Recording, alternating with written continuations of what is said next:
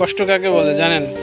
যখন best friend গাঞ্জাখোর হওয়া সত্ত্বেও আমার সামনে দিয়ে মেয়ে পটায়, আর আমি জীবনে একটা সিগারেট ঠোঁটে লাগাই নাই, সেই ছেলে একটা মেয়ে পটাইতে পারি না। আমার ব্যর্থতা এটা, আমি নিজে মনে করি। কিন্তু মেয়েদের তো উচিত যে আমাকে দেখে পছন্দ করা নাকি।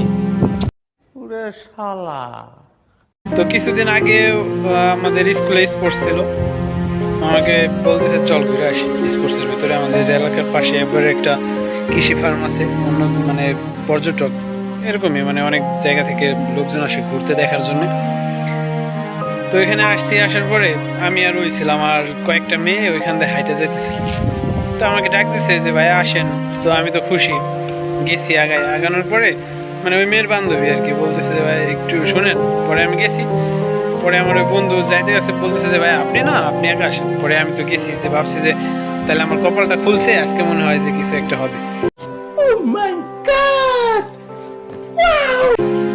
তো না, পরে বলতেছে ওই ভাইয়ের নাম কি, মানে আমার ওই বন্ধুকে জিজ্ঞেস করছে, বন্ধুর নামটা জিজ্ঞেস করতেছে। আমি বললাম যে ওর নাম এরকম এরকম। পরে বলছে যে আমার নাম্বারটা নেন, নাহলে ওই ভাইয়ের নাম্বারটা দেন।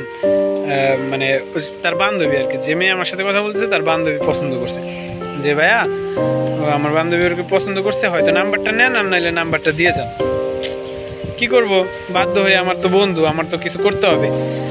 তো সেই প্রেক্ষিতে আমি আমার ওই বন্ধুর নাম্বারটা ওদেরকে দিয়ে আসলাম। তো ওই দিন একটা প্রেম হয়ে গেল। অলরেডি ওর দুইটা আছে, তারপরে একটা তিনটা হয়ে গেছে। আরে এরা কারা, কোত্থেকে এলো এরা? আর আমি শালা কপাল পোড়া, কি করব, মেয়েদেরকেও শয়তানের লারে, নাইলে কি আমার ওই গাঞ্জাখোর বন্ধুরে পছন্দ করে। আমি আমার নিজেরা দেখে মাঝে মাঝে ক্রাশ খাই।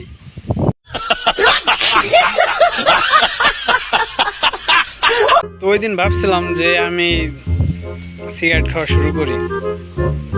সিগারেট যদি খাই তাহলে তারপর থেকে মেয়েরা পড়বে, পড়বে বলতে আমাকে মেয়েরা পটাবে, এরকম ভাবছিলাম। তো সিগারেট তো খাইতে পারবো না, ভাবছি যে আজ থেকে পাটখুরি দিয়ে বানায়, পাটখুরি তো চেনেন, অথবা ডাল টাল দিয়ে সিগারেট বানাই খাবো, বুঝছেন?